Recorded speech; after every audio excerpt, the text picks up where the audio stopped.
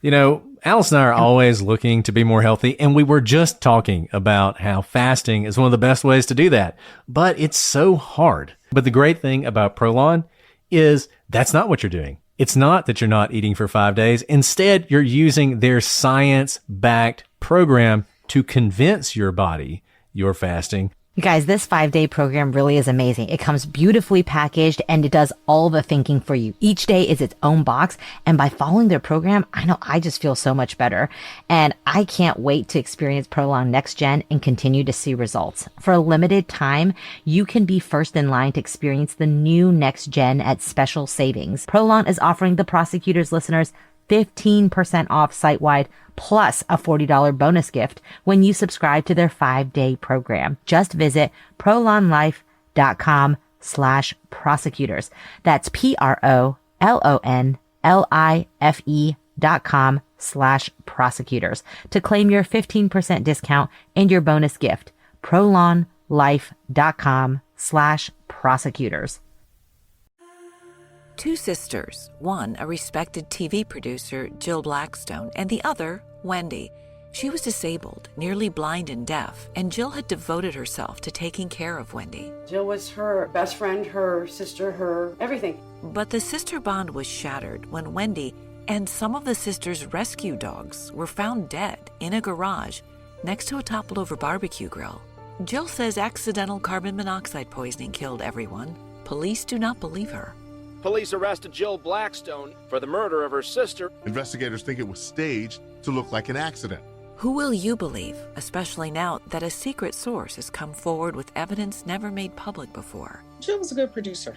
There's no doubt about that. But would she produce murder is the question. Season 2 of Bad Bad Thing, The Blackstone Sisters, available now wherever you get your podcasts.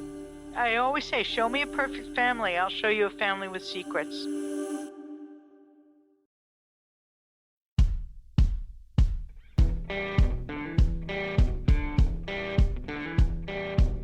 I'm Brett, And I'm Alice. and we are the Prosecutors.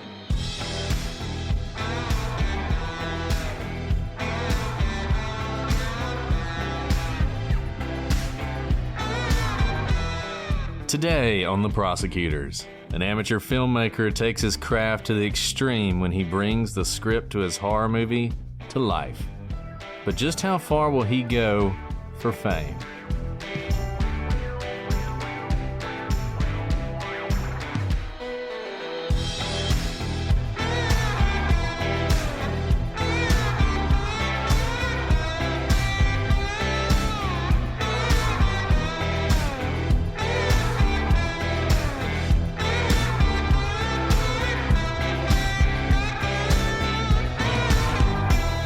Hello, everybody, and welcome to this episode of The Prosecutors. I'm Brett, and I'm joined, as always, by my terrifyingly awesome co-host, Alice. Hey, Brett, look who can learn new tricks. You learned that calling me homely enraged the fan base. So true. way to turn that word into a compliment. Yes, exactly.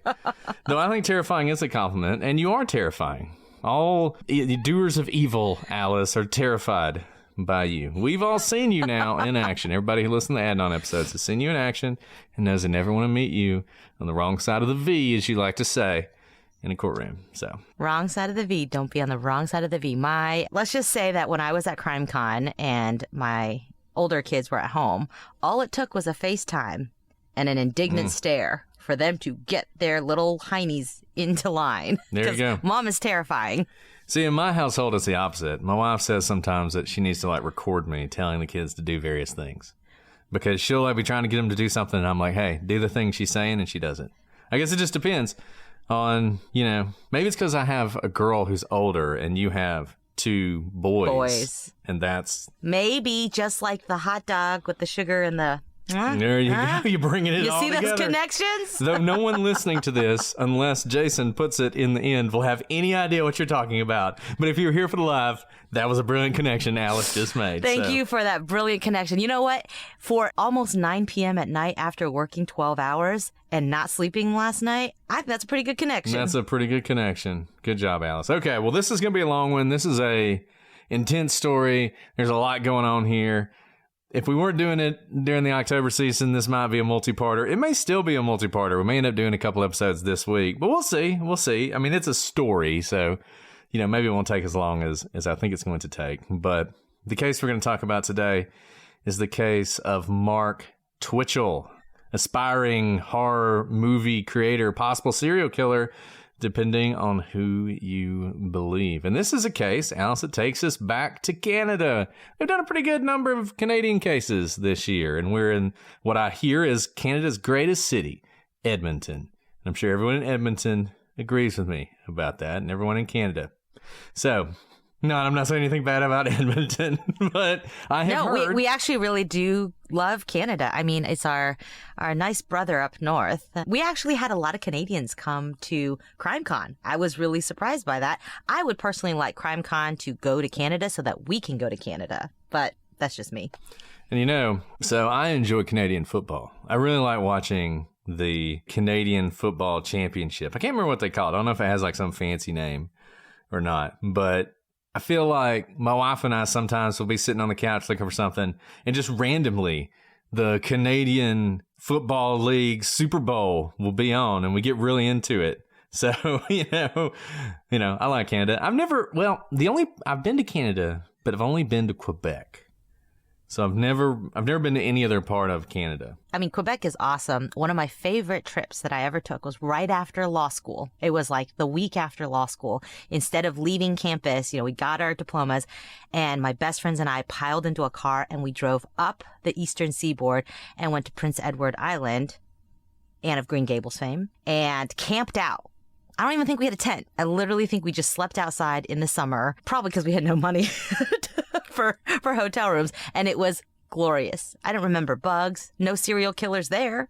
And we read a lot of Anne of Green Gables out loud. So that was like beautiful trip that will probably never be recreated again. Well, the last thing I'll say about Edmonton is go Elks, who are the Canadian football team, and the Oilers.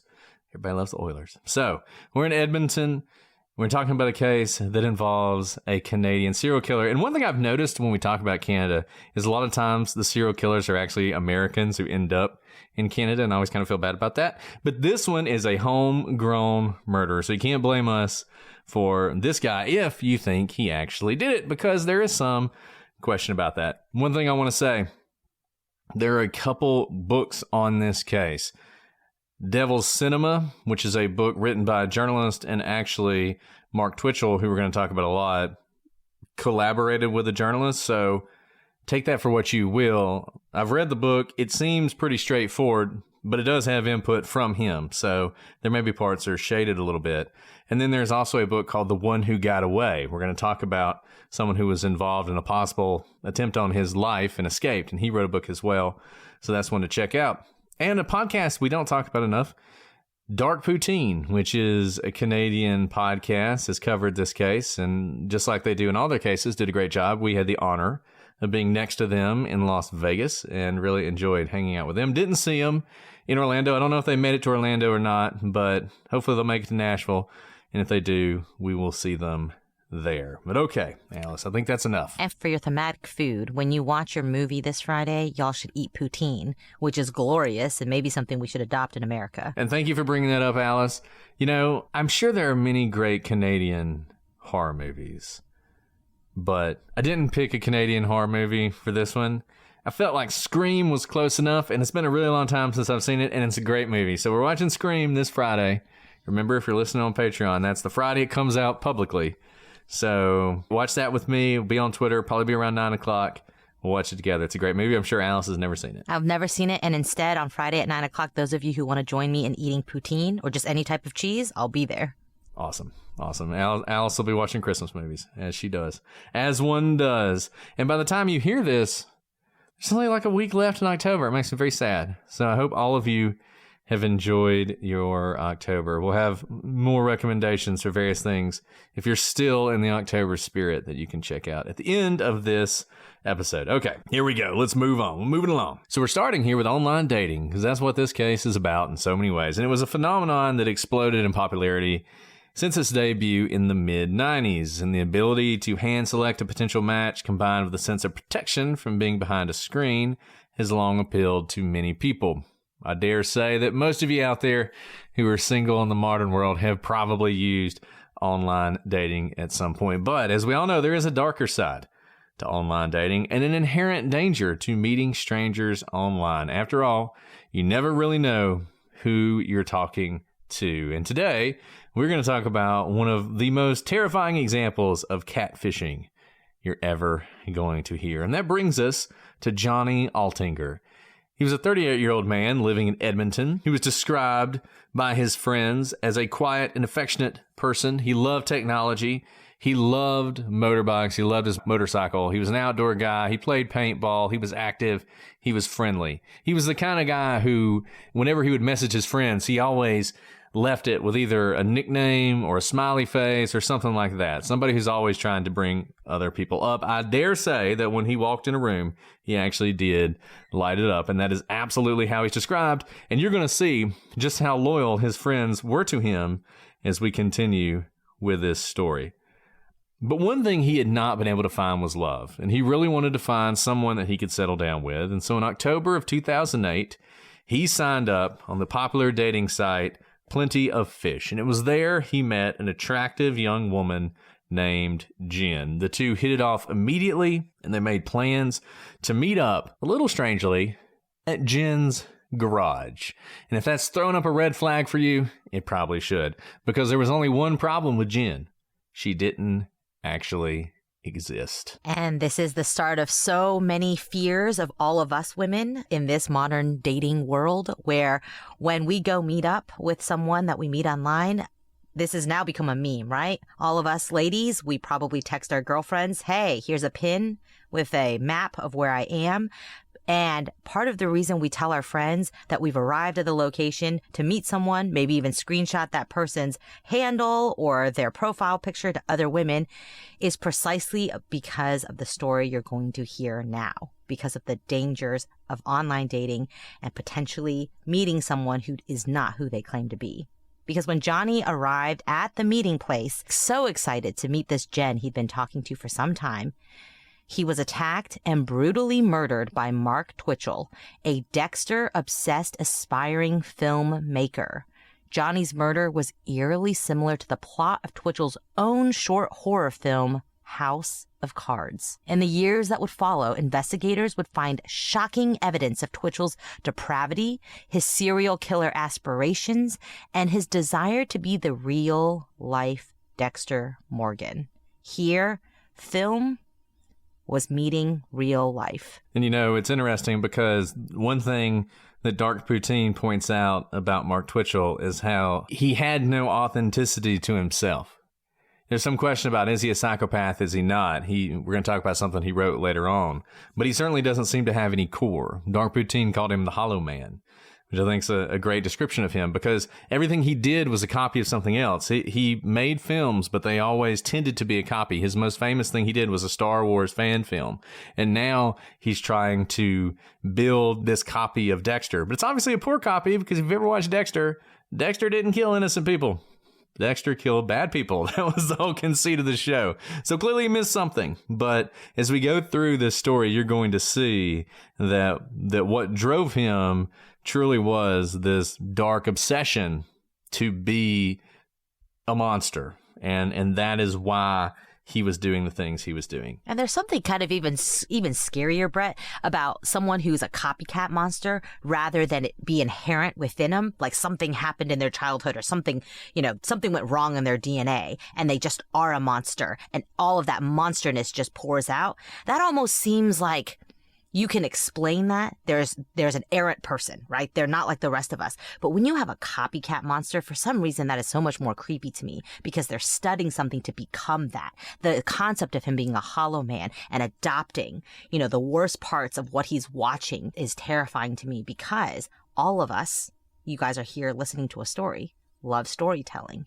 And when those people who are these copycats of monsters are absorbing all of these stories to become their own, everything around them has the potential of feeding the monster, which is, what we're doing now could potentially be doing that.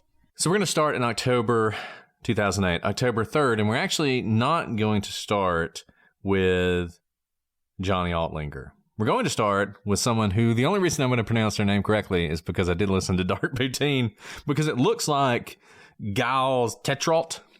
That is not how you pronounce his name. His name is Gilles Tetreault. I think that's pretty close. So Gilles Tetreault, he was doing the same thing that Johnny was doing. He was looking for love, and he met a seemingly normal woman named Sheena through an online dating site. I believe the same one. And from her profile, she appeared to be happy, she was attractive, she was blonde, and he was thrilled when she suggested that they meet up for a date. Sheena would not give Jill an address, which should be a red flag. But what's really interesting about this case is we're reversing the genders, right? So we have men who are being lured to something instead of women. I would think your average woman, if she was on a dating site and she met somebody and they wanted to meet, and the person wouldn't give them an address, only gives them sort of vague directions that lead to a garage. Most women, and this is me being sexist, are smart enough to probably be like, that's a problem. But guys don't even think about it. Just like, oh, someone likes me? Well, I'm coming to the garage then. And that's what you have happen here. But kind of flipping that, Brett, right? Not only is the guy thinking, the fear of a woman is probably less than a woman meeting a man who could probably physically overcome her. He's also thinking, oh, she's being very safe. She's not going to give me an address right now just in case I can track it, in case I'm the serial killer and I'm the crazy person, because we all know the dangers of the internet and dating for women. We all know the statistics on domestic violence. So she's just being cautious. I understand that, which is incredibly, twisted here. And so Alice is giving all you men out there the benefit of the doubt. So we're going to take that. We're going to take that and run with it. That's exactly what it was. So he gets the directions and he goes to the garage. But when he arrives there, it becomes clear that something's not right. Number one, the garage door is not all the way open. It's just open just far enough that he can sort of duck inside. And when he ducks inside, Sheena's nowhere in sight. But what he does see is a man wearing a gold and black hockey mask, which, if you're either watching this on YouTube or if you've seen the art that the amazing Hannah Hill did, this is what she picked, is the hockey mask. And it is terrifying. But once again, Copycat can't do anything original. Hockey mask made famous in the Friday the 13th movies by Jason Voorhees. And that's what he's seeing. He's seeing this black and gold hockey mask. And the man attacks Jill. And in fact, he grabs him and strikes him with a stun gun. So Jill, he tries to fight back, but the man pulls out a gun and orders him to the ground. And at first, he complies. He's got a gun on him. He's fallen to his knees. He's complying. And at that point, the man pulls out duct tape and starts wrapping around Jill's eyes. And it's at this point where something very interesting happened. And if you read his book, he talks about this. He thought to himself, I am probably going to die here. This person is going to murder me. And if they're going to murder me, I'm going out on my own terms.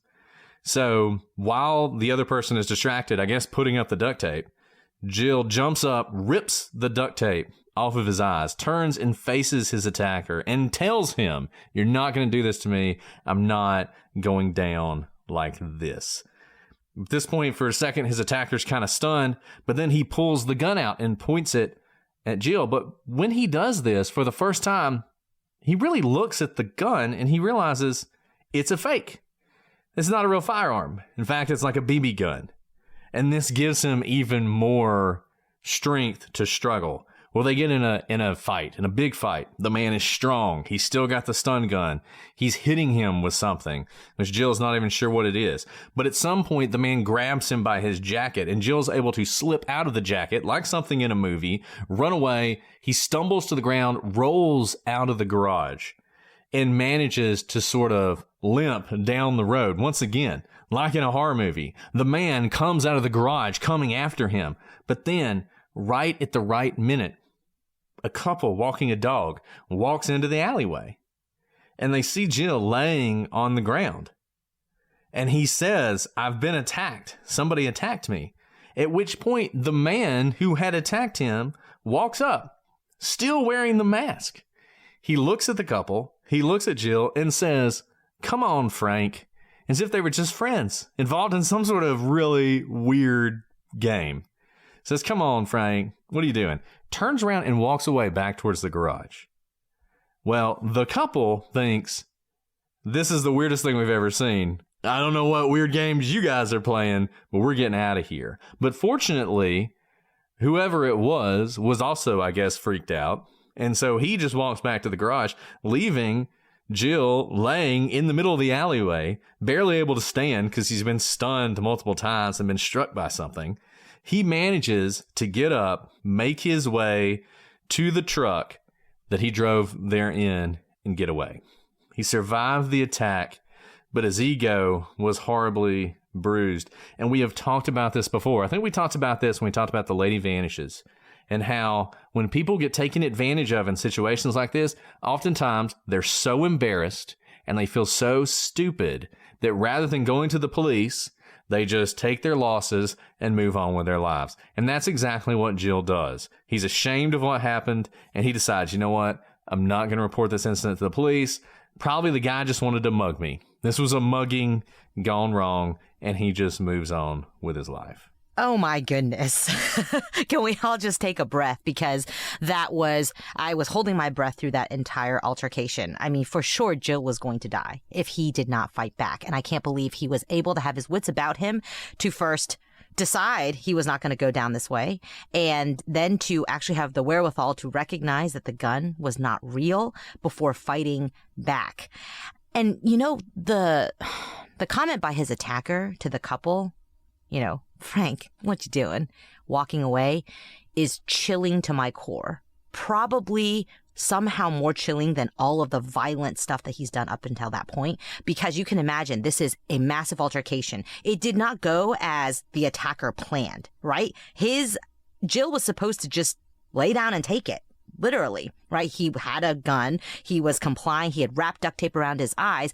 All of a sudden, his victim is fighting back. And so the attacker's adrenaline is also immensely high, but he's able to have that cool psychopathic ability to twist the situation and talk calmly to basically get out of the situation and have the couple not call the police.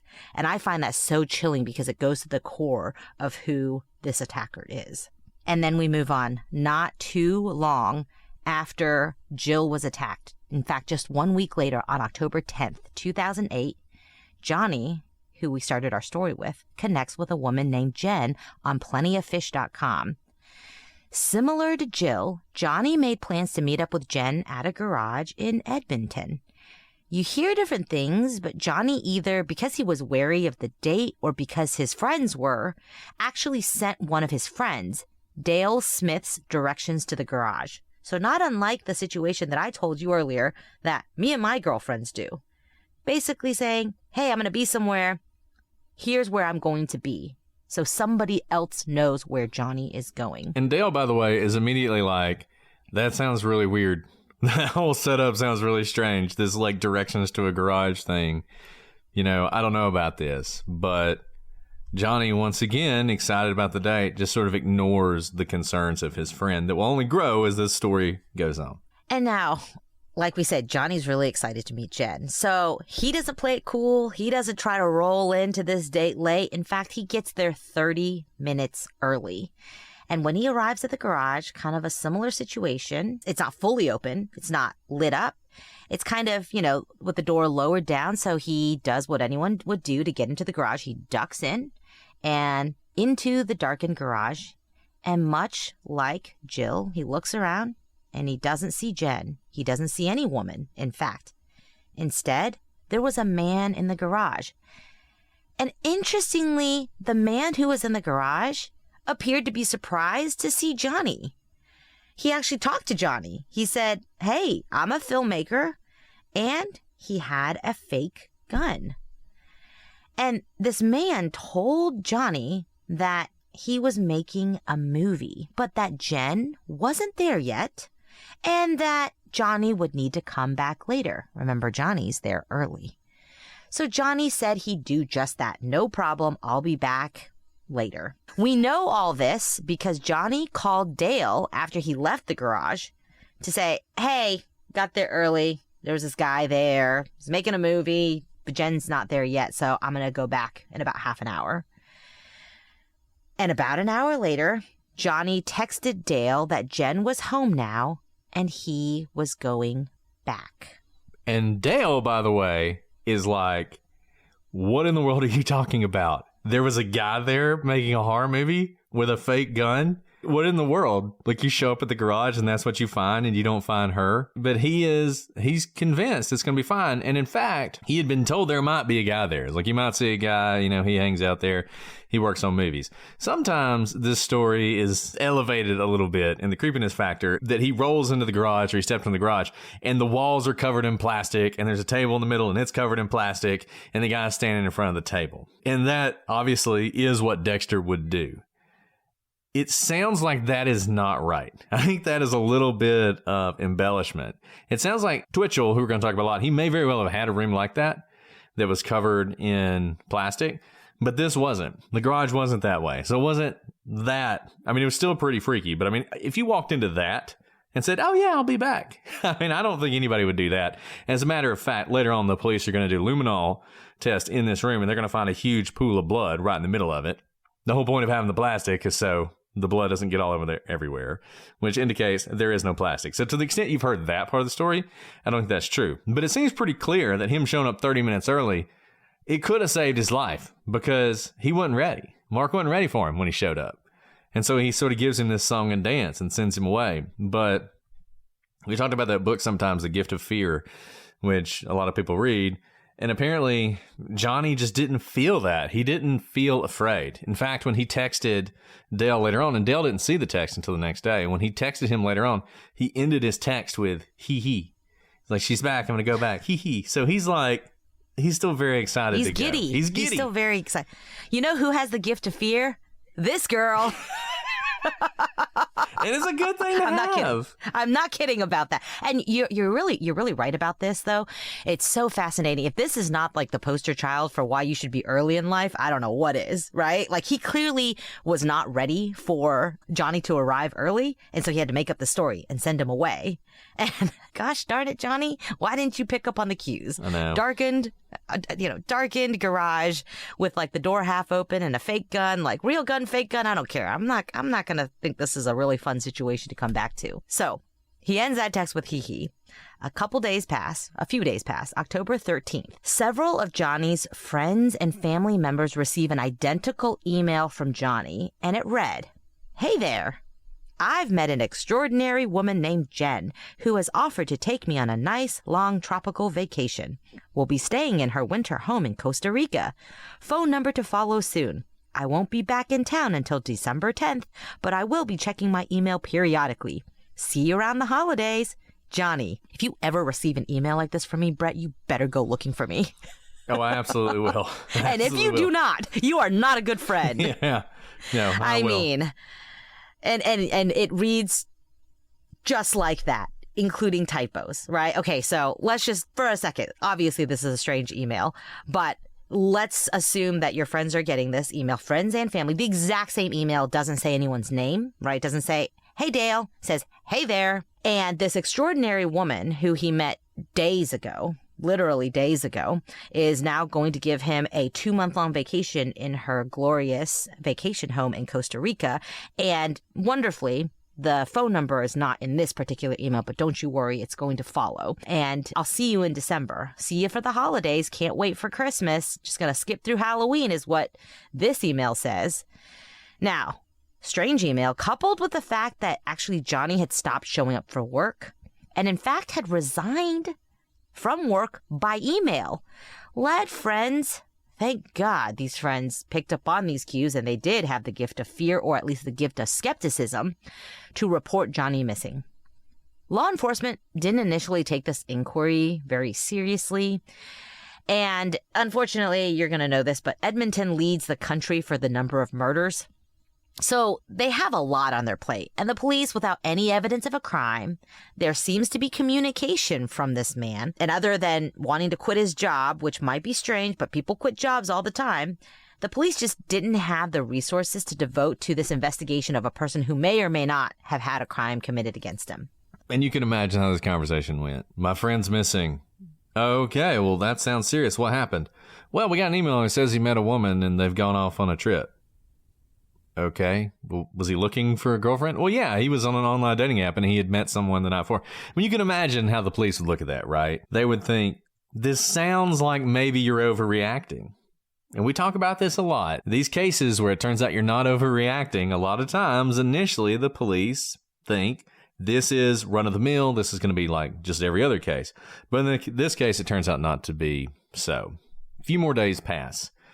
Johnny doesn't come back. He doesn't reach out to his friends and family, and his friends are becoming more concerned. And they notice things about those emails. They didn't end with the happy-go-lucky hee-hees or ha-has. No emojis, no smiley faces. One of his friends he always called Sunshine, and he didn't call her that in the email he sent to her. And so they are really concerned. And so they go to his apartment. And one of the first things they see is his motorcycle, and it's parked there, but it's not covered. And that was entirely unlike Johnny. He loved his bike, and he would never have left it like that for any period of time, certainly not for months. They go to his apartment, they knock on the door, there's no answer. So they kind of fool around and they find a window that's unlocked. So they open it up, they boost one of the women through the door. She goes through, unlocks the door, and the rest of them come in. The apartment appeared normal, but it certainly didn't look packed up for a 2-month vacation. There's still dirty dishes, for instance, in the sink, which, I mean, Johnny's a bachelor, so maybe that doesn't mean so much. But there was one big problem. They found his passport in his bedroom. And remember, the whole story that was being told to them was he was going to Costa Rica on a vacation for 2 months. How could he have done that without a passport? And the only things that appeared to be missing were the things that he would have needed to go meet this woman: his wallet, his car keys, and his car, a red Mazda 6. So at this point, they go back to the police, and now the police understand this is more serious. They give the police a copy of the directions to the garage that Johnny had given them earlier. The police go down to the garage, and they discover that it was rented to a 29-year-old aspiring filmmaker, Mark Twitchell. And in fact, he had rented the space to film his short movie, House of Cards, which tells the story of a killer who lured men to a garage and murdered them. Probably not the best cover if you're actually going to do that, but nevertheless, that was the story of the short film he was making. So investigators, they reach out to Mark, they contact him. He agrees to come unlock the garage. However, when he arrives, he claims someone has changed the padlock on the garage and he doesn't have the key. Officers break the lock, they open up the garage, but they don't see any sign of Johnny. They don't have a warrant. They don't really have permission to search. So they sort of, do a brief look and then leave. They do ask Mark if he'll come down to the police station for the questioning. He says, sure. He's very cooperative, very open to all this. And he told the police that he had been using the garage as a set for his short thriller film, but it was not currently in use because he was working on another film. And he sort of indicated that there might have been other people who had access to the garage and could have been in and out of it. And this seemed to be confirmed by the fact that this padlock that was on the garage was not his. And he said, look, someone must have broken in a really weird thing. I don't know why anybody would do this. They must have changed the lock. So that is the story that he tells them. So now, a couple days pass by. On October 19th, the police are informed that their search warrant request for Twitchell's garage had been denied due to a lack of evidence that a crime had been committed. Guys, I know we're in a different country and a different justice system here, but we've always told you that it isn't necessary. It is not a rubber stamp to get a search warrant. There does have to be probable cause, and a judge is supposed to look at it with a discerning eye. And in this instance, the judge looked at it and was like, yeah, I really don't see that there's any evidence of a crime here other than that Dale had directions to this place, but you haven't indicated that there's any tie to some sort of crime. And so the police actually ask Mark if he would consent to a search of the garage.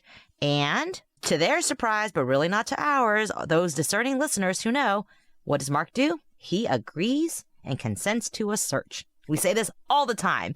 The people, we said this yesterday, in fact, during our other recording. When people have something to hide, oftentimes they consent to a search. I don't know. Someone who's a psychologist can study this. We see this in our cases all the time when people just have like a ton of drugs in their car during a traffic stop where there's absolutely no probable cause for a search. And the police is like, hey, can I search your car? And they're like, yes, absolutely. And what did the police find? A lot of illegal substances. Well, here we have Mark saying, man, your search warrant got denied, but yes, absolutely, come search. And guess what?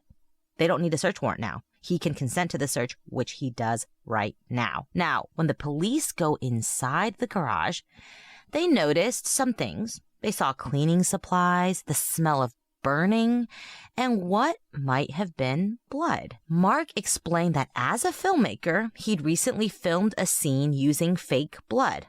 Already, by the way, if you're following the story, remember just a little bit earlier, he said that he was working on another film and that it'd been so long really since he'd been to this garage that someone had broken in and even changed the locks. But now that the police are in there and seeing things that are a little bit, questionable, the smell of burning, blood, now Mark is saying, well, I just shot a scene and it needed some fake blood. That's what you're seeing. So when an officer picked up Mark in order to perform this search, Mark told the officer an interesting story about how he had recently purchased a red Mazda from a man for just $40.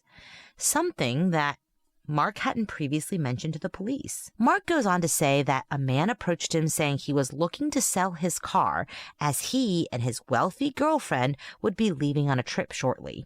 And since all Mark had on him was $40, they agreed on that price. And so I hope every one of you who thinks that if Richard Allen did the Delphi murders, there's no way he would have gone to the resource officer and said he was there.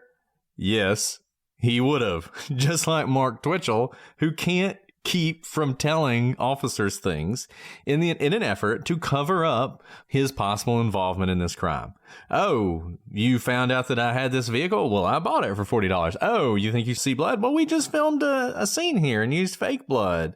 We burned some things. I mean, he thinks he's being clever. He thinks he's getting in front of this, but in fact, he's just making the police more and more suspicious. And he's giving them more and more of that probable cause that they didn't have in the beginning to search various places. On October 21st, they get a warrant to search Mark's maroon Pontiac Grand Am. And the forensic team, they really make out this time. They uncover the key to Johnny's Mazda, a series of sticky notes littered across the car, one of which was a map to Johnny's condo, and another a note that said "Kill Room Clean Sweep." They also found a Dexter novel and a receipt for a hockey mask. Most damning, they found a military blade with what appeared to be blood stains in a backpack in the car, a large red stain in the trunk, and a steak knife with suspected blood stains in the wheel well. Finally, they uncovered a laptop, which eventually they got a search warrant for that as well, and they recovered a deleted Word document titled SK Confessions from this laptop. SK Confessions, which prosecutors would later argue stood for Serial Killer Confessions, was a 42-page document written by Twitchell that detailed, according to Murderpedia, the, quote, extensive planning, failed first attempt and successful second attempt at murdering a man by luring him to his garage using fake online dating profiles. It also described the process of dismembering the victim's body and numerous attempts to dispose of the remains, including by attempting to burn them. Twitchell is going to have to deal with this later on at trial. He's going to argue this is a screenplay. It's not a confession. He just was writing a movie that happened to line up perfectly with what the police would later discover was both an initial attempt to commit this crime and then a successful attempt with Johnny. And the police obviously are not believing that this is a diary. Can we just say that there's nothing new under the sun?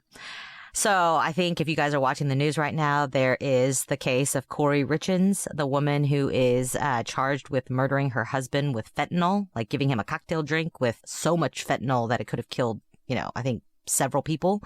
And she has, I think the most recent controversy is she was found with a letter that purported to coach her family members how to lie on the stand or how to lie about their testimony to make her seem innocent. And what did she say when that letter was found? This was not me trying to tamper with witnesses or suborn perjury. No. This is a novel that I'm writing. So just so you know, this happens. This happens currently day. And this is what Mark is trying to do now. On October 24th, there is just like a mountain of evidence going on from his own mouth, from everything they're finding, from the consent of the search, from searches that are coming from search warrants now, because now there actually is evidence of a crime, a lot of evidence of a crime. The forensic team arrives at the garage that's rented by Mark Twitchell with a search warrant. Remember, first time? Denied. Not this time. Upon entry, the team spotted storage shelves which housed the following: duct tape, black handcuffs, which unlocked with a key that was found in Twitchell's home, garbage bags, a fake handgun, a juice jug containing a sticky red substance, a stun gun, and a metal pipe covered in blood.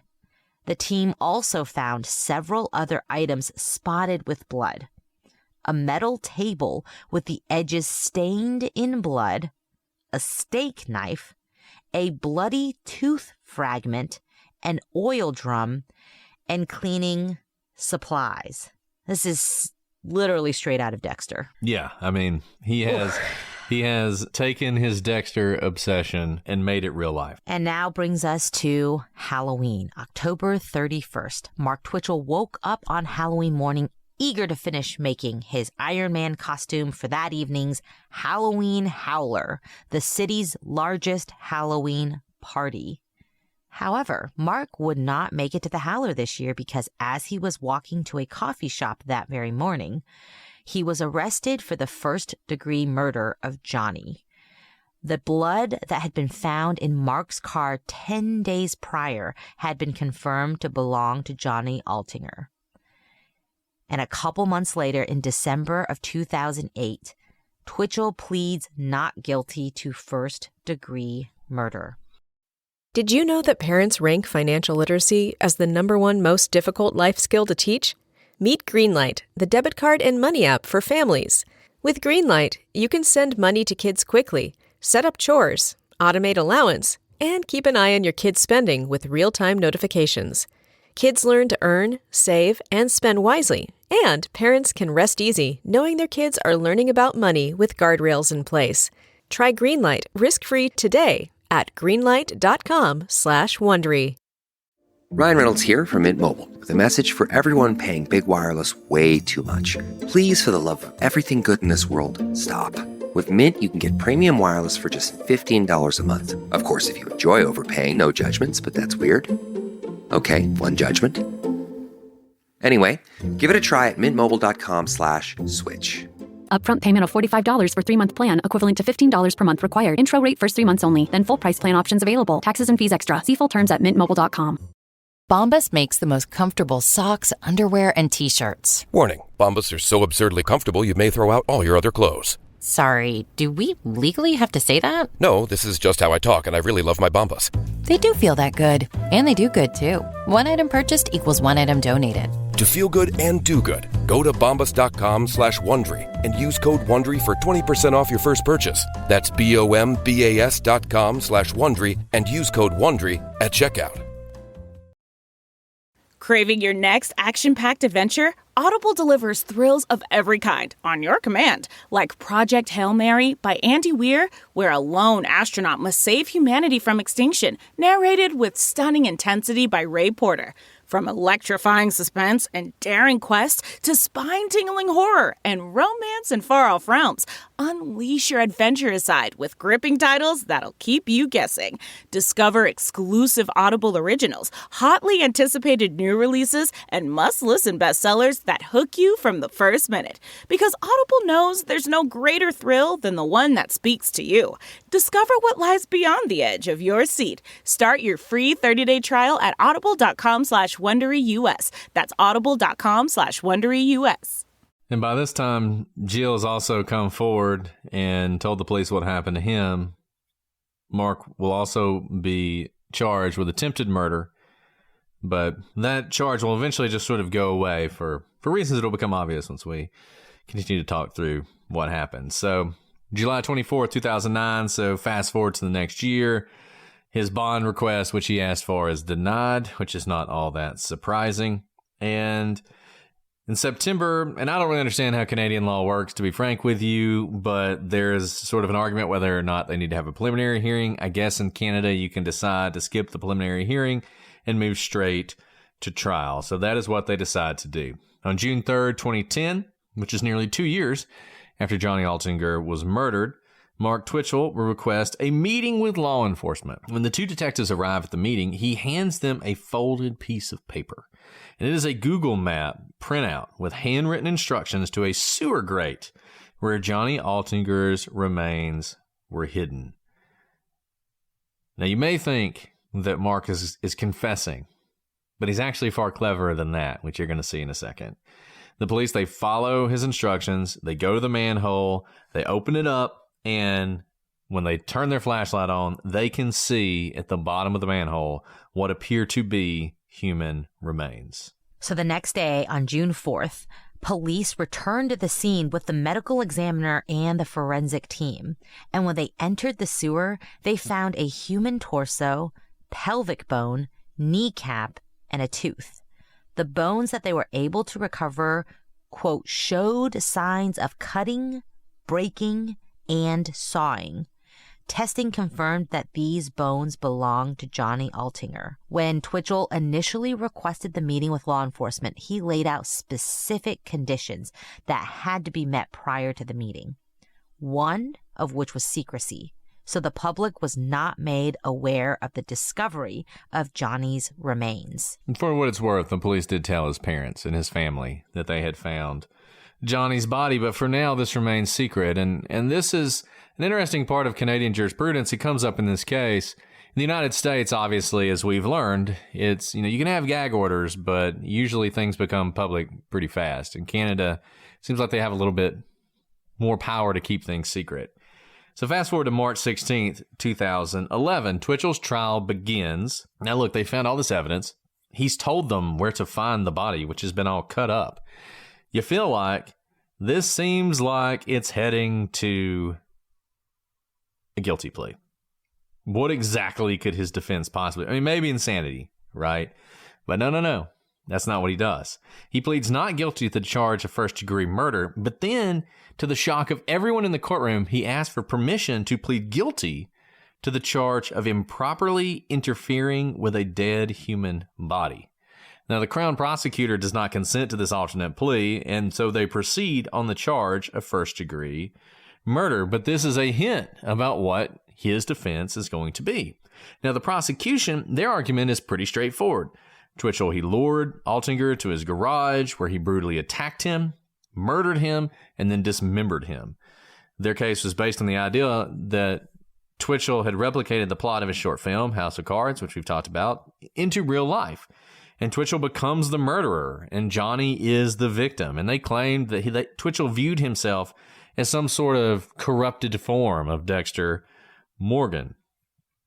Twitchell was absolutely obsessed with Dexter, and no one denied that, though he'll later claim it was overstated. He went so far as to create a Facebook profile pretending to be Dexter Morgan, and while the room where this happened, the garage where this happened, wasn't a kill room, apparently there was a room in that building that looked like the kill room from the Dexter television show, the one covered with plastic and everything else.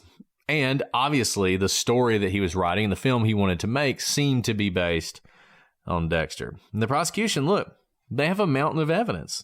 We talked about how much evidence they had, and all pointed to the fact that Mark had definitely killed Johnny. And Twitchell didn't deny this. In fact, he said he had killed him. But he claimed that it was an act of self-defense. And this is a long trial because there is a lot of evidence. I mean, the prosecution goes on for about 3 weeks. And on April 6, 2011, the defense begins their case. Twitchell, this is always, everyone is like, what's going to happen is when the defense puts on their case, is the defendant going to take the stand? You do not have to take the stand, but Twitchell takes the stand and he is about to tell his story. He admitted to luring Johnny Altinger to the garage, but he claimed that he did this as some sort of publicity stunt to promote his upcoming short film, house of cards. In Twitchell's version of events, he didn't intend on killing Johnny, but Johnny became enraged when Twitchell told him that this was just a stunt and Jen was not real. And Johnny was so mad about being catfished that an altercation broke out. He went on to say that Johnny was the one who grabbed a pipe and began swinging at Mark. Twitchell was able to get the pipe away from Johnny, and in self-defense, he hit Johnny in the head.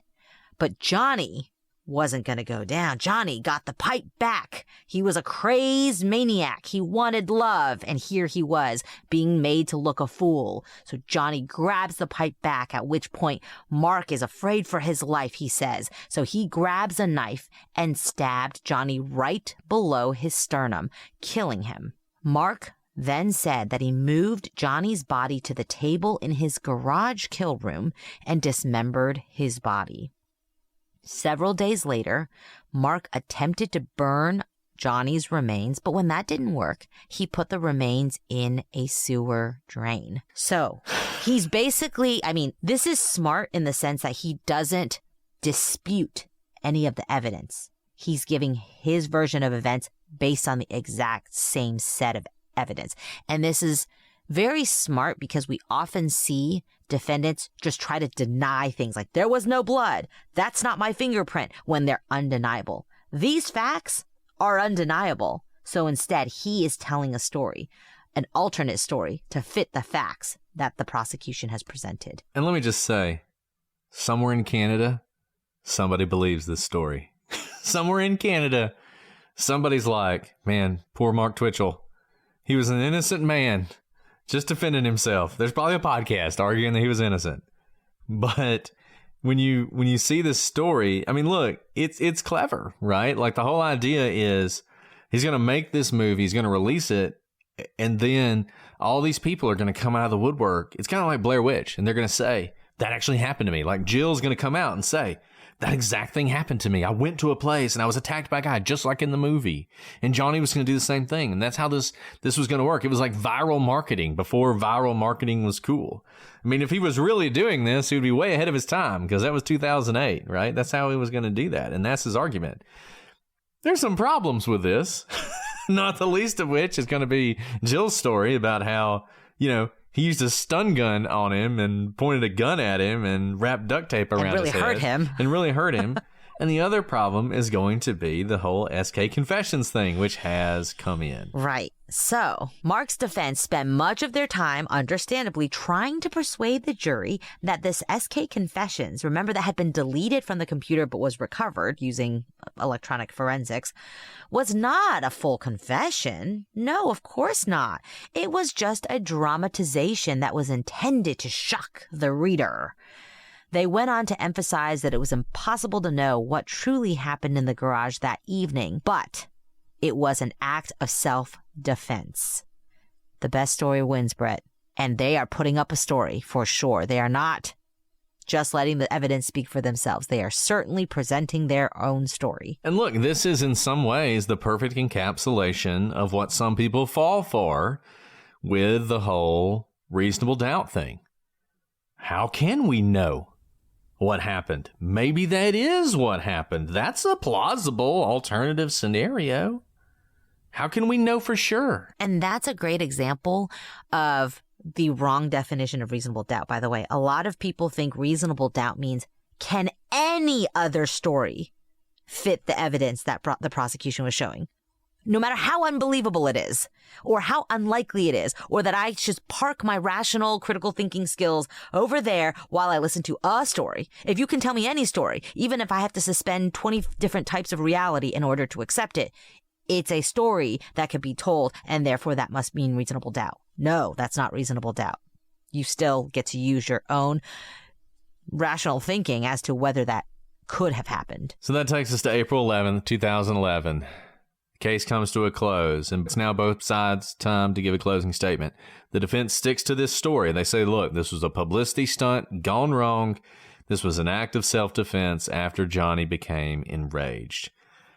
You know, what's interesting about Johnny becoming enraged is usually you can't use character evidence in a case, but actually here you probably could. This is an evidence aside. If you want to claim something like this, that someone became enraged in a certain circumstance, you could put on a bunch of evidence that that wasn't his character, that he wasn't the kind of person who got enraged. Now, I think his friends probably would testify to that. I don't know if that happened in this case, but just an aside of how character evidence sometimes can come in. Usually you can't use it initially, but when someone's character is attacked, then all of a sudden you can bring it in. And sort of part of this defense involves attacking the character of the victim and saying, no, they were the aggressor. They were aggressive. And that's their argument. And they say, look, this guy's a filmmaker. He made several movies, and he had. And he was constantly working on that sort of stuff. And SK Confessions is a script. Twitchell freaked out. This went horribly wrong. He freaked out. He killed in self-defense this poor man. And he knew if he goes to the police, what are they going to do? They're going to do exactly what they did. Think he murdered him. That's the approach they're going to take. And so instead, he dismembers the body. In some ways, this is almost the Murdaugh argument, right? That Murdaugh lied about the video because he didn't trust the police. He had such a deep mistrust of the police, of which he was a part, that he just had to lie about the video. And this is similar here. Mark is saying, look, I was terrified of what would happen, and so I did do this horrible thing, which I'm willing to plead guilty to. Abused a body. He cut up the body, and he disposed of it. The prosecution rejects this across the board. They say this was a planned and deliberate murder. They point to the evidence that had previously been presented, linking Twitchell to the crime, the evidence that Jill had testified to, the fact that he had done this twice, the fact that it matched the script so perfectly. You have a script where you're luring someone to this place to murder them, and this person ended up dead after you lured them to the place. And they said, look, it's not a script, it's a confession. And they pointed to various lies Twitchell had told, some of which we've talked about, which obviously the defense is going to say that was just part of him being concerned about, what's going to happen to me if the police look at me. But that is the argument that the prosecution is making. Trust your gut, trust your instincts, look at the evidence. And so after closing arguments, the jury goes to deliberate the next day on April 12th, and they deliberate for 5 short hours, and they're ready to deliver a verdict. Mark Twitchell was found guilty of first-degree murder. By the way, Brett and I tell you guys this all the time. When the jury deliberates for a very short amount of time, and remember, this was like a month-long trial, a very long trial. When the jury deliberates for a short amount of time, it typically means it's good for the prosecution. And that happens to be the case here. And Mark was sentenced to life in prison with no possibility of parole for 25 years. He was only 31 years at the time of sentencing. And shortly following the guilty verdict, Mark tried to appeal, claiming that media attention had unfairly influenced the jury. But the next year, in March of 2012, he withdrew his appeal. By the way, do you note what his argument was on appeal? Media attention unfairly influenced the jury. Again, all our worlds are colliding right now, Brett, but obviously we had recently talked about the filing in the Delphi case where Richard Allen, the defendant, asked to have cameras in the courtroom, and part of the argument by the prosecution was pointing out how the media could essentially make this a circus. And one of the concerns we pointed out, that's not in the filing, is that when there's a media circus, there's a potential for mistrial. There's a potential for kind of unduly influencing jurors who should not see that sort of material, or anyone in the courtroom. A lot of things can go wrong when every single, breath that anyone takes in the courtroom is being blasted across 24-hour network news. Now, Mark is currently housed at the Saskatchewan Federal Penitentiary in Prince Albert, Canada. And while he is serving his time right now, pretty soon he's going to be eligible for parole in about 13 more years, in 2036. And all you ladies out there, apparently he already has a dating profile indicating he'll be ready for his first date in 2037. And if that's not evidence that Canada needs to reconsider its sentencing structure, which I understand the Supreme Court, for reasons that aren't clear, said that life without parole is cruel and unusual, it's not. And certainly, maybe you could up the number of years past 25, because Mark Twitchell, if he gets out of prison in 2036, he's not going to be that old. 56 years old. There's plenty of people who murder people when they're 56 years old. And this man is a dangerous person. And that's one reason you guys, I don't know how many of y'all have heard of this case. This was a case that I didn't really know about until we started looking into Halloween cases. But in Canada, this is a famous case. It had widespread media attention, which he pointed out as the reason that he was convicted. The fact of how he did this, the catfishing aspect, the fact that he was arrested on Halloween, which is one of the reasons we're talking about it. The fact that it involved this sort of fake horror movie was something that really drew people, but his Dexter obsession has led to this being called the Dexter murders. And he was obsessed with Dexter, even though he will tell you that Dexter had nothing to do with the murder because it wasn't a murder. It was self-defense. And he maintains that to this day. And if you're reading the books on this, he still says this. But when the police searched his car, they found a novel about Dexter. In his home, police found burnt copies of many episodes of Dexter. By the way, I just love that, you know, he loves Dexter, but he wasn't going to give Dexter money. He was going to burn those episodes. That's right. That's right. He notes in SK Confessions, I'd like to pay homage to the character, referring to Dexter Morgan. Though he goes on to claim he's not copying him because, you know, he can't do that. He's just paying homage to him. He has compared himself to Dexter Morgan on Facebook, going so far as to create a profile under the name Dexter Morgan and sharing insights on episodes from Dexter's perspective. And you'll all be happy to know that one thing he said is that he has a television in his cell, and during his incarceration, he's been able to catch up on all the new episodes of Dexter, and he now has seen them all. So good for him. How does it make y'all feel that someone who was obsessed with Dexter, carried out murders a la Dexter, has continued to watch Dexter and learn new things that Dexter's doing in his new episodes? And he's going to come out when he's about 56 years old. Probably all he's been doing for the past 25 years is getting jacked. I'm looking forward to that. Yeah. Some people, you know, if you don't want to support the death penalty, that's fine. But some people should never get out. I feel like we should all be able to come together and join hands and sing Kumbaya around the bonfire on the idea that some people should never be released from prison. And this is one of those people. And there's a 48 hours episode you can watch on this, which features our good friend and the host of the Consult podcast, which should be on everybody's listening queue. My understanding is new episodes will be coming out soon, so get excited about that. But Julia Cowley was on 48 Hours, and she said a lot of things, but here's one thing she said about him. With many serial killers, it is the killing part that they enjoy. And once they've killed the person, they are done. Not Mark Twitchell. I do think Mark Twitchell was using the filmmaking as an outlet to live out his fantasies, and it ultimately wasn't enough for him, and that is why his fantasies crossed into reality. I think Mark Twitchell believed that he is a very smart, very methodical, very logical, very level-headed, much like the character of Dexter Morgan, and so I think he got ideas from the show. I think he was drawn to the character because that is what he wanted to be, and I think that is so true. This person, you know, like I said, Dark Poutine calls him the hollow man because he has no core. There's nothing inside of him.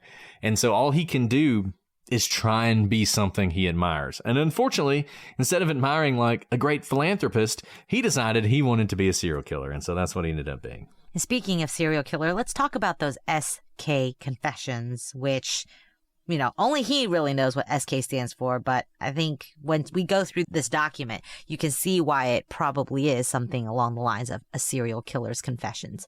It's 42 pages, and it's only partially finished. There was more he was going to write. I dare to say, as we can tell from Jill's experience, he wasn't going to stop at Johnny.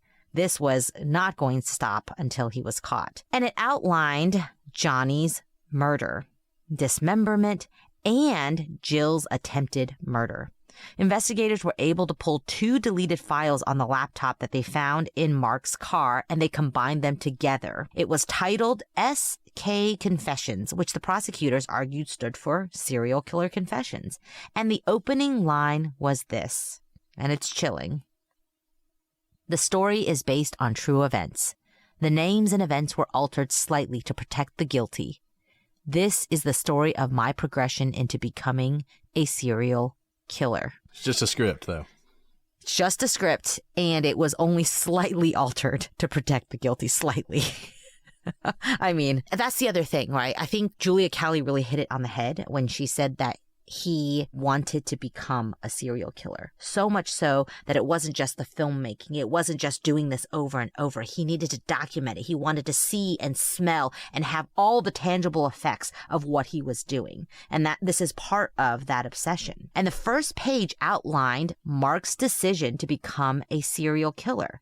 Again, this matches kind of that profile that Julia was saying about him, that he fashions himself as an incredibly smart, bright person who can outsmart everyone else around him. And he loves that about himself, so much so that he thinks it's incredibly important to even detail, because everyone's going to want to know, how does this person decide to become someone like a serial killer? So he details this. Because Brett, for example, I haven't written down anywhere how I decided to become a lawyer. It's something that I am, but I've never written down my decision-making process as to why I've become a lawyer, because I think it's incredibly boring and no one would want to read it.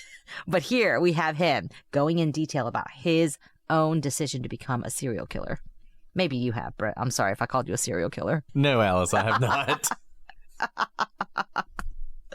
Sorry, I was just calling you out. Okay, the second page outlined the method he would use. Targeting men through online dating sites. He initially intended to target only cheating husbands, which he described as, quote, taking out the trash, which, if you watch Dexter, you know it's a line that's also used by Dexter Morgan. And interestingly, remember we said that Dexter Morgan, the TV show character, was doing what he thought was justified or justice killings. Whereas here, Mark tried to start out doing this. I'm going to get rid of the, cheating husbands and everyone's going to thank me for it. But he feared it would be harder to get away with these murders. And he ends up targeting just single men who lived alone. Ironically, Mark had been cheating on his wife with a former girlfriend at the time of Johnny's murder. So maybe he did an about face because he didn't want to target people like himself. The SK Confessions, it goes on to describe the garage where the kill room was set up and the black hockey mask, which was worn by the murderer. He does change the names in SK Confessions, but he doesn't try too hard. He only changes a few letters. He went on to write in explicit detail about the murder of Johnny Altinger and the struggle to hide his remains. The diary stopped short of revealing where Altinger's remains were, and so we only found what we found once he was willing to admit it to bolster his own defense. As you can imagine, this document was the subject of a lot of discussion in court, whether it should come in at all. The defense wanted it thrown out, saying it was far too prejudicial to come in, but the Crown argued that this was a clear confession to his crimes. It's his own statement. It's certainly relevant. And while it's prejudicial, it's not unfairly so. And ultimately, the judge did allow SK Confessions in, with the exception of a few passages that they decided that just went too far. And that is how judges will often do it. They don't necessarily do wholesale. They'll sort of craft it to try and make it fair to both sides. And in fact, there was another document that the police had found on Twitchell's laptop called Profile of a Psychopath. And it was basically a discussion of his desire to become a killer and his belief that he was, in fact, a psychopath. This document was not admitted into evidence. It was found to be, while SK Confessions seemed to be related directly to the murders, this was more about Mark. It was found to be too prejudicial, not relevant enough, and so it was kept out. But obviously, when you read it, it just makes it even more obvious that this was not a mistake. This was exactly what Mark intended to do to make his movie. And unfortunately, because there is truly no justice in the world, in April of 2022, it was announced that a movie would be made about Mark Twitchell. Producer David Permute has acquired the rights to The Devil's Cinema, which is the book about the murders, and has paired with Sam Hopkinson, who will write and direct the film.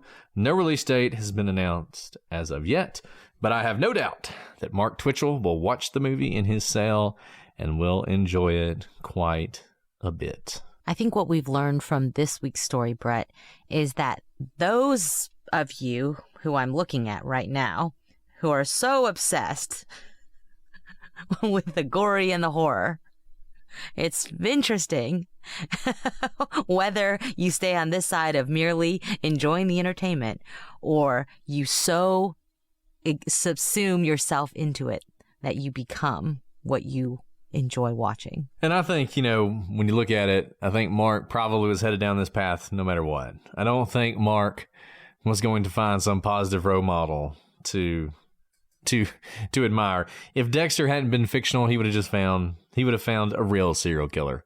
He was never going to do anything original, and he was always going to do something violent and destructive. And at the end of the day, that's exactly what he did. And he's exactly where he belongs, which is prison. And I hope that when the parole board has its opportunity to consider his release, they will decline to do so. I don't know exactly how parole works in Canada. I don't know if there's some standard there you have to overcome to deny it. But I would think whatever that standard is, if you're ever going to deny parole, this is a guy to deny it on. I don't think he's suddenly going to turn his life around. Okay, so we're going to answer a question in a second. Before we do that, it is almost Halloween. Those of you who are still looking for things to do, I've been thinking about this, and I haven't given you any H.P. Lovecraft stuff to look at. You guys know I love H.P. Lovecraft. If you're a big fan of horror and you've never read H.P. Lovecraft, he was a writer in the 20s and the 30s. He basically hated everyone, so, he hated you, no doubt, but he still wrote really good horror. And in doing that, he released a lot of stuff that has become the basis for horror that has continued throughout the next 100 years or so. There was a show on HBO called Lovecraft Country that was pretty good. It was an introduction for a lot of people to what he did. But if you're looking to read his stuff, a few things I would recommend. His stuff can be very difficult to read. It can be very, what's the word I'm looking for? There's a lot of purple prose, which I love, but a lot of people struggle with. But there are some short stories that you can get into. One of them is called Dagon. Dagon is a great early story of his, and it's one that is short, but lays out sort of mythos, his idea. The other one is called The Statement of Randolph Carter, which is one of my favorites. These are both stories that you can read in a very short period of time, so I hope you guys will check it out. We talked about music last time. There's some more songs I wanted to suggest to you. We talked about a serial killer today, or at least someone who wanted to be a serial killer, and it may or may not surprise you that there are actually a lot of songs out there about serial killers. I don't know why certain people are attracted to certain things, but there are some. One of them is by Sufjan Stevens, who is not the person you would expect to write a serial killer song, but wrote one of the best serial killer songs from his album, Come On, Hear the Illinois. Hear the Illinois. Yes, Come On, Hear the Illinois. It is John Wayne Gacy Jr. Bob Mata is probably a big fan of the song. But anyways, probably the best song ever written about a serial killer. I don't know that that's a high bar, but certainly up there. I don't know. So it's an incredible song that I actually did a show on when I was in a dance company at Yale. It was a chilling piece, as you can probably imagine. So I've actually heard that song probably no fewer than 1,000 times. Wow. And everything about John Wayne Gacy's life is, unfortunately, that's one of the serial killers I know best because of this show that I did. So, Brett, that's all. Wow. That's as much as I can connect with you there. But Sufjan Stevens is one of the most genius artists, I think, of our time. And that is one of the most haunting songs that I have listened to and could probably play and sing in my sleep. This is like the first time, Alice, that we've joined together and held hands over something horrific. It is a brilliant song. It is if we're going to join hands over something, it would be Sufjan Stevens. Well, I'll give you 3 more songs about serial killers in case that was too much of a loving, wonderful moment between Alice and me. One of them is Possum Kingdom by the Toadies. If you've never listened to the lyrics, listen to the lyrics because it was a song that was huge in the 90s, huge alternative song, pretty clearly about a serial killer. So check out that song. Another one, Song of Joy by Nick Cave and the Bad Seeds. Nick Cave, pretty much everything Nick Cave sings is creepy, and that song is very, very creepy. And then there's Blitzen Trapper, Black River Killer. Another great song. So all those songs are for your playlist at your Halloween party. You can add all those in to the ones we talked about yesterday. We started this off with not about a serial killer, but about a vampire. Those of you who are watching live, we listened to Bauhaus, Bela Lugosi is Dead, which is a great song. And another song about vampires, A Boy, a Girl, and a Graveyard, which is a much more romantic song than Bela Lugosi is Dead. So those are my suggestions to you. Okay, Alice, do you want to answer a question tonight? Absolutely. Let's do it. Okay. Something fun and happy, right? We need happy stuff at the end of these. We always need happy questions. So those of you with 5-star reviews, or you haven't asked your 5-star review question, you should ask some happy questions. Okay, so this person smartly asked 2 questions, and one of them is for me and one of them is for you. And this is inappropriate, sort of like I've discussed this, but it says, Brett, what is your favorite horror novel and or short story? And the question for Alice is, my brother is starting law school this August. Do you have any advice for him? Shout out to my bro, Sammy. He listens too. And that's from Oliver Oddball. So hello, Sammy Oddball. It is great to have you along. Alice, why don't you go ahead and give your advice to Sammy about law school, and then I will say my favorite horror novel. Why don't you just talk about horror while we're on the topic of horror? Well, okay. So favorite horror novel is hard because there's so many great ones. I mean, I would probably say the horror novel that I think affected me the most, because I read it when I was relatively young, was The Shining by Stephen King. You know, I picked up that book and read it when I was much younger than I should have been, and it would just blew me away. I mean, still the scariest thing I've ever read. You know, so much of horror is about when you see it, because horror movies are a lot like that too. The horror movies you watch when you're 12 with your friends are the scariest thing you've ever seen. And then when you watch them again with your 40, you're like, I don't know. I've never read The Shining again. Love the movie, really all the adaptations of the movie, but the book is really good. So that one is very, very high on my list of favorite horror novels. I think it's Stephen King's best book. That's probably controversial, but I really do. I just think it's great. And I would check that out. Short story is tough. I mean, I would probably say The Call of Cthulhu, because that's affected me more than anything. I mean, it's just such a brilliant, brilliant story. Though At the Mountains of Madness is a tremendous story. These are both H.P. Lovecraft, obviously. It's a tremendous story. It's probably a little bit more mature than The Call of Cthulhu. But The Call of Cthulhu is great. Though the one I always recommend is The Statement of Randolph Carter, because it's much shorter. And so you can really enjoy that. There's so much good short horror out there, though. I mean, I'll give you a classic. For those of you who don't like horror, I'll give you some Gothic, Southern Gothic. If you've never read A Rose for Emily by Faulkner, check it out. A Rose for Emily is not horror in any of the traditional sense, but when you finish with it, you will see the Southern Gothic horror that defined sort of Faulkner's best work. So that one I will suggest. Rose for Emily. Okay, so I'm going to take a non-traditional answer to advice for law students in general. And congratulations, Sammy. And I think this applies to everybody, no matter what you do. And I think our listeners actually will have already accomplished this. And that is, just because you're going to law school or fill in the blank with whatever you're doing next doesn't mean you have to park the rest of your personality or the other parts of yourself in order for you to become a lawyer. So a lot of people say when you go to law school, you need to be single-minded. You know, you have no more hobbies. You don't do anything except go to law school and learn the rules of evidence and learn, contract law and property law, whatnot. I think maybe if you've learned anything from me and Brett, it's that we did a lot of other things in law school to remember the different aspects of ourselves. And then here's why I think it's important for you as a law student, because law school can give you tunnel vision and everyone else is going to give you pressure to be tunnel vision. All you do is law, and there's nothing else in your life that's important. If you like theater, that's a waste of time. If you like music, that's a waste of time because you should be taking that time to study. I think that's a really wrong way to approach life, and certainly a wrong way to approach law, because a good lawyer is one who is well-rounded and able to make connections in every part of their lives. The art, the music, what have you. That is the best kind of lawyer, because a lawyer is one that goes out into the world and deals with real life conflicts.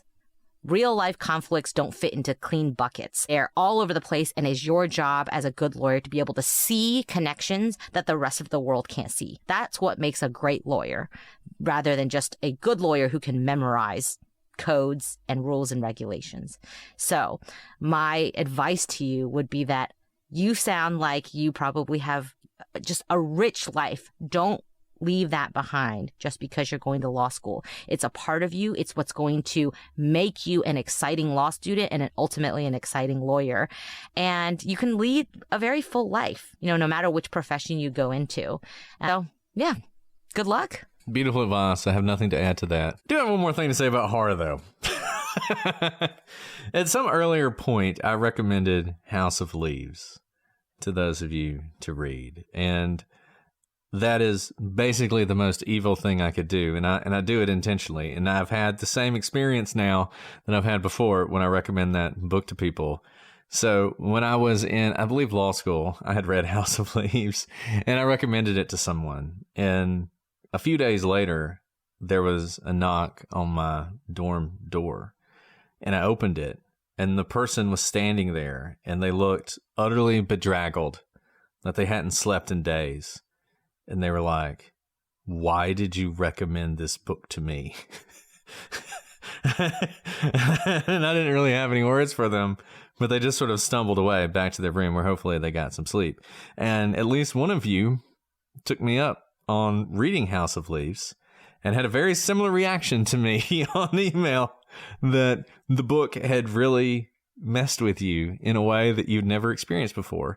And that is the thing about House of Leaves. You asked me what the best horror novel is. I can't say that House of Leaves is the best novel or horror novel I've ever read. But if you read House of Leaves and you let House of Leaves get into your head, there is no book that will affect you more than House of Leaves. House of Leaves is like a book out of a horror story. It is a book that somehow has been designed perfectly to get into your mind and mess with you. And it does at a very deep level. So if you can get into it and get through it, it will mess with you and you will never forget it. So that's my recommendation once again of House of Leaves. Well, Brett, we're circling up on like 8 straight days of recording and whatnot. Are we going to wrap it up today at all? We're wrapping it up. We're all done, Alice. I'm so tired. I am so tired. We're all done. All right, guys. All right. We're all done. We got one more to go. One more Halloween episode, and that's all we got. And then 20% of you will be glorious back. Christmas is around the corner. Exactly. Christmas is and we'll start talking about, I guess, not creepy things, like murder and mayhem. I mean, we've talked about 4 cases. They all involved murder and mayhem up to this point. This has been the most true crime of all our Octobers. I personally am disappointed in us, and I hope you're disappointed in us too. This has been straight true crime. Paranormal. But next week, Brett, I just want to say, are you like, are you changing who you are? Maybe I am. Because you just got straight to the pressure horror. Has got to me. Exactly. The criticism has finally changed who I am. But next week. Never. Next week, we'll be back with one of my absolute favorite paranormal events, stories ever told. One of the most famous paranormal events in history. One that people still wonder about to this very day. About exactly what happened. What it means. What it means for the future. And what it means if you happen to encounter a strange being who may portend disaster. But until then, I'm Brett. And I'm Alice. And we are the prosecutors.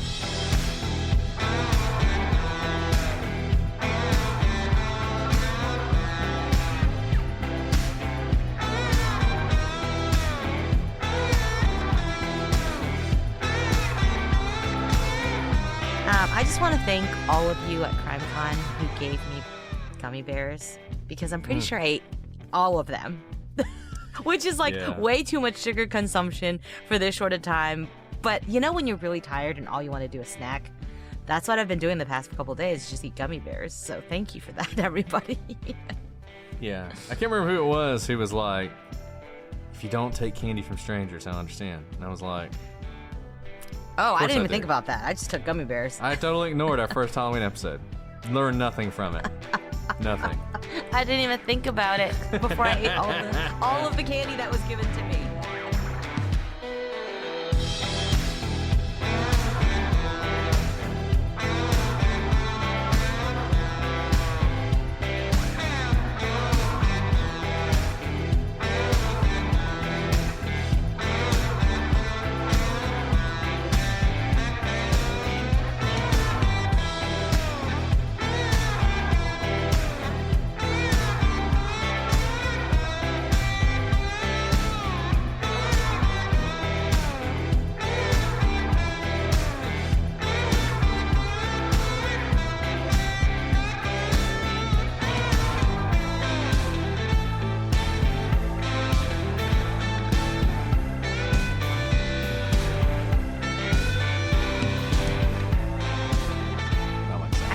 love them all. I do love sour worms. I love corn them dogs. all. Corn dogs are great. You know what? I love mustard on corn dogs. I like ketchup on hot dogs, as we know from my deepest, darkest confessions. But when it comes to corn dogs, just give me a corn dog and a thing of mustard. You know why that? And I'm just gonna why corn dogs are good with mustard sorry. or Yeah, because mustard and why you like ketchup with hot dogs? Because hot dogs salty with the sweetness of ketchups, mustard spicy or the opposite, bitter, whatever you want to call it, and the sweetness of the cornbread. Oh, our that makes complex so much tastes. sense. Our complex tastes. Alice, maybe we should start a food Take that, podcast. Prasa cookies. Food Prasa cookies. podcast.